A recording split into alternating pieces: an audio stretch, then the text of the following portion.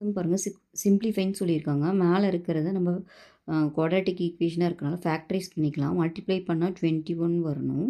Add பண்ணால் உங்களுக்கு என்ன வரணும்? -10 வரணும். அப்போ என்ன பண்ணலாம்? 7 3 போடலாமா? கரெக்டாக இருக்குமா? இப்போ உங்களுக்கு ரெண்டுமே மைனஸ்னால் ஆட் பண்ணால் 10 வருது. ரெண்டையும் மல்டிப்ளை பண்ணும்போது 21 வருது. அதே மாதிரி செகண்ட் ஈக்குவேஷனில் -12 வரணும். மல்டிப்ளை பண்ணால் ஆட் பண்ணால் உங்களுக்கு ப்ளஸ் வரணும். அப்போது இங்கே வந்து 4 3 +4 -3ன்னா கரெக்டாக இருக்குமா? ஏன்னா +4லேருந்து -3 போனால் ப்ளஸ் வரும். ஓகே, இப்போ ஃபேக்டரைஸ் பண்ணி எழுதிக்கலாமா? இதை p - 7 into p - 3 divided by p - 7 வரும்.